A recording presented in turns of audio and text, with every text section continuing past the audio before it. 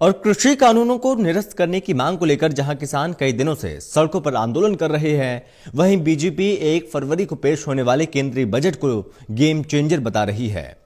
BJP के राष्ट्रीय कार्यकारिणी के सदस्य एवं हिमाचल प्रदेश के सह प्रभारी संजय टंडन ने बताया कि केंद्रीय बजट सभी वर्गों की उम्मीदों पर खरा उतरेगा और बजट गेम चेंजर सिद्ध होगा। इस बारे में खास बातचीत की हमारे संवाददाता अनिल कुमार ने बीजेपी के राष्ट्रीय कार्यकारिणी के सदस्य संजय टंडन से। 1 फरवरी को केंद्रीय बजट पेश होगा। इस बजट से लोग क्या उम्मीद कर सकते हैं, इस मेरे साथ हैं भाजपा के कार्यकारिणी के राष्ट्रीय सदस्य एवं हिमाचल प्रदेश के सह प्रभारी संजय टंडन। इनसे जानते हैं जी। टंडन, 1 फरवरी को एनडीए सरकार अपना अगले साल का बजट पेश करने जा रही है।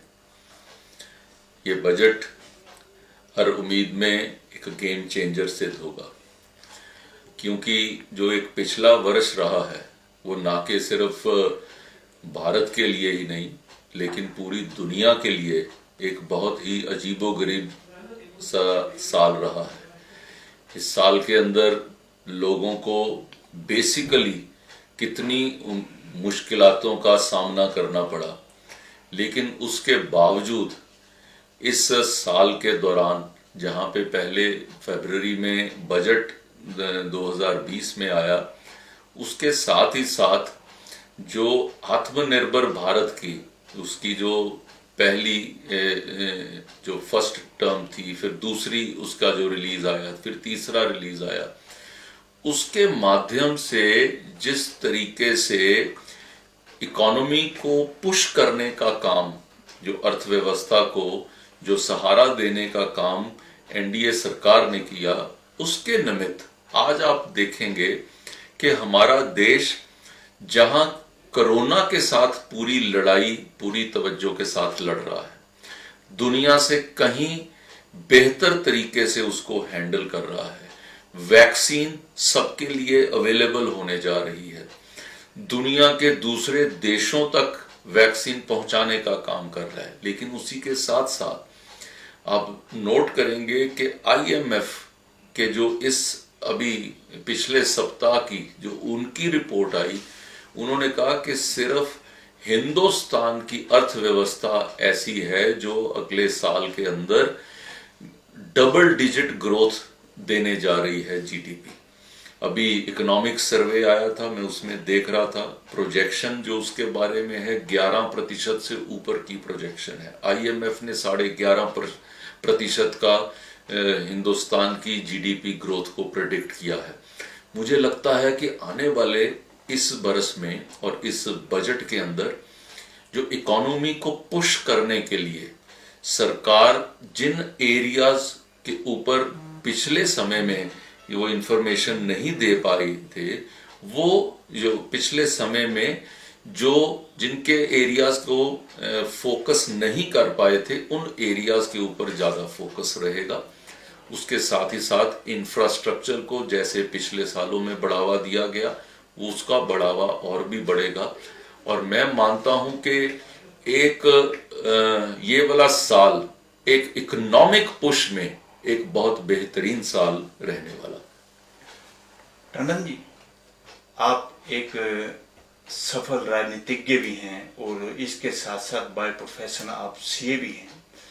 तो देश की जो वित्तीय स्थिति है देश की, और वित्तीय जो देश का ढांचा ठीक हो सके और इसके साथ साथ आर्थिक तौर पर देश आगे बढ़ सके, इसके लिए सरकार को क्या कदम उठाने चाहिए? देखिए, इस समय देश जो है ना एक टेक ऑफ स्टेज पे है। जो प्री कोविड, जो कोविड के समय से पहले जो इकोनॉमिक ग्रोथ आ रही थी, आज उस इकोनॉमिक ग्रोथ को हम क्रॉस करने जा रहे हैं। जो एम्प्लॉयमेंट जनरेशन का रेट आ रहा था, आज उस रेट के को हम क्रॉस करने जा रहे हैं। जो हमारी जीएसटी की कलेक्शन थी जो कोविड से पहले की, आज उस रेट्स के ऊपर हम उनको भी एक्सीड कर रहे हैं। पिछले 3 महीने से आपने देखा होगा, सितंबर ऑनवर्ड्स 90,000 जो है वो करोड़ की उसकी कलेक्शन महीने की वो आ रही है, वो किस तरीके से वो पिछले से 3%, 4%, 10% वो आगे बढ़ रही है। इसका मतलब है कि इकोनॉमिक ग्रोथ के अंदर हम अग्रसर हैं। हमारे को इस बजट में जो पुश फैक्टर क्या होता है कि आप एक तरह से इंफ्रास्ट्रक्चरल ग्रोथ के माध्यम आप अगर लेके आते हैं, वो इंफ्रास्ट्रक्चर अच्छा हो और अच्छा एटमॉस्फेयर हो, ईज ऑफ डूइंग बिजनेस हो और हर व्यक्ति तक एक इंक्लूसिव ग्रोथ होने का, जैसे जनधन के खाते, आप हैरान होंगे ये जान के 40 करोड़ लोगों के खाते खुल गए जी पिछले 6 साल के अंदर। अगर आप यही पिछले 60 साल देखेंगे तो उसके अंदर 3 करोड़ लोगों के खाते खुले। अब जिस तरीके से उज्ज्वला योजना ने काम किया, ये सारी आज दुनिया के लिए रिसर्च चल रही है कि गांव के अंदर भी गैस किस तरीके से पहुंच गई, टॉयलेट किस तरीके से पहुंच गए, सड़कें किस तरीके से पहुंच गई। लोग आज वापस अपने एरिया के अंदर गांव में जाकर काम करने के लिए प्रेरित हो रहे हैं क्योंकि उनको वहां पे इंफ्रास्ट्रक्चर मिल रहा है। सो मेरा मानना है कि अब देश पूरी तरह से, जैसे पहले होता था कि कोई एक पॉकेट ग्रोथ करती थी, अब पूरे देश के ये ग्रोथ का कारण है। आप देखिए नॉर्थ ईस्ट को किस तरीके से मोदी जी की सरकार ने नॉर्थ ईस्ट को ख्याल रखने के लिए खास इम्पीटस दिया। नॉर्थ ईस्ट के अंदर कितनी तेजी से टूरिज्म बढ़ रहा है, नॉर्थ ईस्ट के जो वहां पे बिजनेस इंडस्ट्रीज उनकी ग्रोथ हो रही है, वहां पे जो जिस तरीके से टनल्स आ रही हैं, वहां जिस तरीके से वहां इंफ्रास्ट्रक्चर रोड्स डेवलप हो रही हैं। तो एक आने वाला समय, पहले जिस तरीके से होता था कि कोई ऐसा ही क्षेत्र होते थे, स्पेशल क्षेत्र के, यहाँ पे इस स्टेट में ग्रोथ है, दूसरी स्टेट में है, पूरे भारत में वो इक्वल नहीं दिखती थी। अब आपको ये दिखेगा कि पूरे भारत में इक्वल अपॉर्चुनिटीज हैं और लोग कहीं भी जाकर अपना बिजनेस शुरू कर सकते हैं। टंडन जी, लगातार एनपीए बढ़ रहे हैं और कर्मचारियों में भी असंतोष है। देश में एनपीए ना बढ़े बैंकों के, इसके लिए सरकार को क्या कदम उठाने चाहिए? देखिए, आपने अगर ये पिछले 2 महीने के अंदर अगर आपने इस चीज को देखा हो, बैंकों के रिजल्ट्स को, तो आप जानेंगे कि बैंकों के प्रॉफिट, सारे बैंकों के प्रॉफिट बढ़े। अगर उधर एनपीए बढ़ते होते तो प्रॉफिट ना बढ़ते, क्योंकि एनपीए तो प्रॉफिट को घटाता है।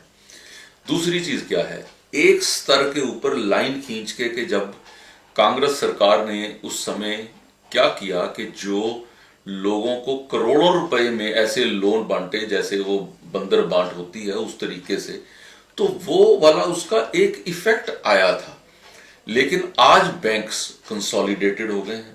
आप देखिए, जो बैंकों के मर्जर्स की बात जो पिछले 20 सालों से चल रही थी, वो मर्जर की बात हुई तो ये मोदी जी की सरकार के अंतर्गत हुई।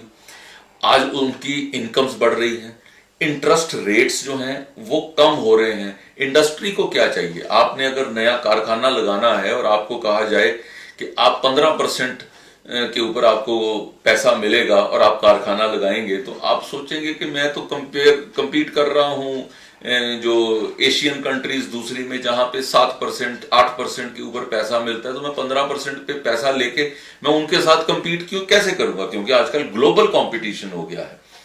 उसके बारे में आप देखेंगे कि आज आपको 7% पे पैसा हिंदुस्तान में मिलना शुरू हो गया। आज बैंक्स जो हैं वो उनके प्राइम लेंडिंग जो रेट्स हैं वो रेट 7-8% के आजू बाजू में आ रहे हैं। तो व्यक्ति को जब वो पैसा यहां पे इस रेट पे मिलता है तो वो क्यों नहीं काम करेगा, वो आगे वो उससे खपत और पैदा करेगा। सो पैसे की सप्लाई जो है वो मार्केट में है, यहां तक कि वेंडर्स तक जो है, हमने पैसे की सप्लाई उनके भी वहां पर लोन देने के लिए हमने उसके भी प्रावधान लाए हैं। मेरा मानना है कि बैंकिंग सेक्टर एक स्ट्रॉन्ग सेक्टर की तरफ आगे बढ़ रहा है। the worst part of banking sector of the NPAs जो कांग्रेस सरकार के समय के थे, that part is over. Now we are looking at new growth. Tandon ji, एक बेरोजगारी सबसे बड़ा इस समय इशू है और विपक्ष भी लगातार सरकार पर सवाल उठाते आया है कि लगातार बेरोजगारी बढ़ रही है। तो जो बजट पेश होने जा रहा है, इस बजट में क्या कोई असर नजर आएगा जिससे बेरोजगारी दूर हो सके? मैंने आपके ये सवाल का जवाब वैसे मैं अपनी पिछली बात में दे चुका हूं, लेकिन फिर भी इस चीज को आप इस दृष्टि से देखिए, इंफ्रास्ट्रक्चर बढ़ता है तो बिजनेस बढ़ता है, बिजनेस बढ़ता है तो बेरोजगारी कम होती है। दूसरी चीज, फंड्स मिलते हैं, फंड्स की अवेलेबिलिटी होती है तो बिजनेसमैन बिजनेस खड़ा करता है, बिजनेस खड़ा करता है तो वो लोगों को हायर करता है, तब बेरोजगारी कम होती। तीसरा, इंफ्रास्ट्रक्चर की डेवलपमेंट करने के लिए जब सरकार की फंडिंग आती है, एक किलोमीटर की सड़क बनाने के लिए उसके अंदर भी कम से कम 1000 लोग उसके अंदर इन्वॉल्व होते हैं। अगर आप उस दृष्टि से आप देखते हैं तो जब ये ग्रोथ पैटर्न आपको ये सारे एक के बाद एक दिखेंगे, आपको दिखेगा कि किस तरीके से ये बढ़ रही है हमारी जो जिसको कहा जा सकता है एम्प्लॉयमेंट्स जनरेशन के जो तरीके हैं वो बढ़ रहे हैं। सरकार उसके प्रति जागरूक है। दुनिया के अंदर जहां पे इस समय नेगेटिव ग्रोथ चल रही थी या बहुत मिनिमम ग्रोथ चल रही थी, या कोरोना ने लोगों की देशों की अर्थव्यवस्था को बहुत बुरी तरह उसको जो है रोक दिया था, वहां हिंदुस्तान एक ही ऐसा देश है जिस IMF ने कहा है, ये मैं नहीं कह रहा हूं, हिंदुस्तान ही एक ऐसा देश है जिसको डबल डिजिट ग्रोथ की तरफ वो देख रहे हैं। तो इसका माने क्या है? इसका माने यही है कि लोगों की एक्सपेक्टेशन है कि इसके ऊपर भारत बहुत अच्छे ढंग से इसको आगे बढ़ रहा है, और मुझे उम्मीद ही नहीं, मुझे विश्वास है आप सब लोगों की शुभकामनाओं के साथ बहुत अच्छा बजट आएगा।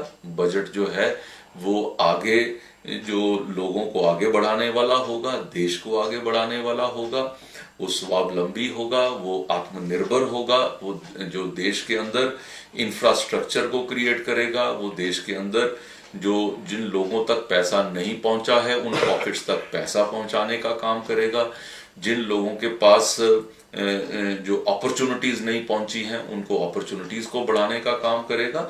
और ये एक गेम चेंजर सिद्ध होगा कि इस वक्त से किस तरीके से हमारी अर्थव्यवस्था एक टॉप लेवल अर्थव्यवस्था की तरफ अग्रसर। टंडन जी, एक किसानों के लिए भी केंद्र की मोदी सरकार ने कदम उठाया है। 3 कृषि कानूनों को लेकर उन्होंने स्टेप लिया है कि 2022 तक किसानों की आय दुगनी हो सके। तो किसान कृषि कानूनों के विरोध पर सड़कों पर हैं, तो ये गतिरोध कैसे समाप्त होगा? एक तरफ किसान अड़े हुए हैं, दूसरी तरफ कितने दौर की बैठक हो चुकी है। देखिए, ये सारी चीजें पिछले लगभग 3 दिनों से लोगों को टीवी के माध्यम से सबको पता लग रही है। हर व्यक्ति जो देखने वाला है वो बहुत ही ये जो इंटेलिजेंट व्यक्ति हैं आज वो सब समझते हैं, और किस तरीके से वहाँ पे वो सारी की सारी चीज़ को हाईजैक करने की कोशिश की गई है।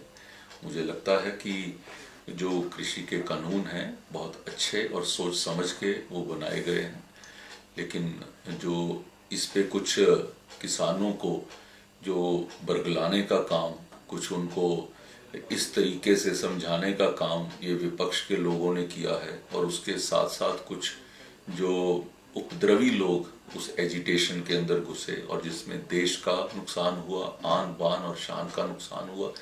मुझे लगता है कि उसके बाद से शायद इस चीज़ को एक बार रोकने का और इससे आगे इसको समझने का, और समझ के इसके आगे जो सरकार के साथ बातचीत के रुख को जो है चालू करने का ये कार्य फिर से प्रारंभ होगा, और जल्द से जल्द सब लोग समझ पाएंगे कि ये जो कानून है वो देश की किसानों की सुरक्षा के लिए, उनके आगे बढ़ने के लिए। ये थे मेरे साथ भाजपा राष्ट्रीय कार्यकारिणी के सदस्य एवं हिमाचल प्रदेश के सह प्रभारी संजय टंडन। इन्होंने कहा है कि जो बजट 1 फरवरी को पेश होगा वो गेम चेंजर होगा। इसके साथ साथ इन्होंने ये भी कहा है कि ये सब लोगों की उम्मीदों पर खरा उतरेगा। Anil Kumar, total news, Chandigarh.